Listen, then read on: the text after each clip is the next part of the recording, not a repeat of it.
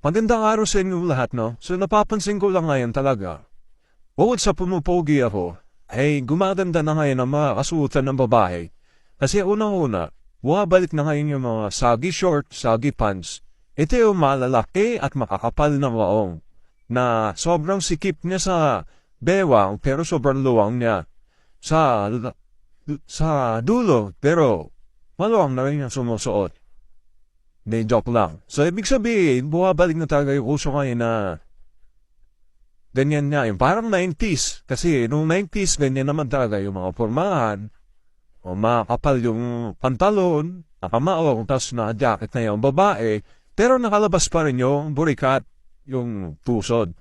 Pero hindi na siya katulad ng mga Gigi Mondays, yung mga picture, talagang napaka-liberated. Pero ngayon kasi, natutuwa lang ako din. Bumabalik na yung mga ganong suotan na makakapal yung mga damit. Kasi, napapansin ko ngayon kasi, lumalamig na rin yung panahon. Kumbaga, umaakba lang yung panahon. Uso na ngayon yung mga windbreaker, yung mga maluluwang yung mga loose jeans, mga long sleeve. So, natutuwa lang ako, pasaya lang ako sa nangyayari ngayon.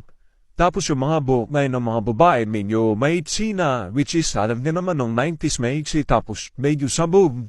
Yun yung mga buhok natin na mga tinitikman ko mga babae. So, natutuwa lang ako dahil kapag nakakita ko ng mga kabataan, ngayon, talagang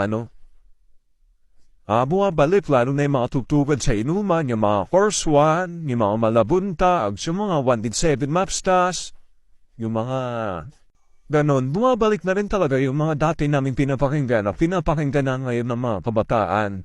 At higit sa lahat, bumabalik na rin yung gin.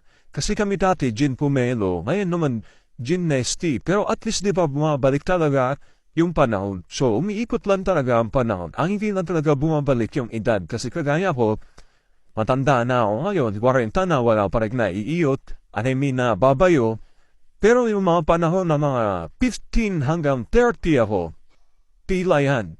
Yan sa Paramount Park, napakarami kong babae natikman dyan. Wala pang CCTV ngayon Ay noon Ngayon kasi pag gumalaw ka na hindi maganda, busy CCTV na, kita agad yung gagawin nyo. So, yun.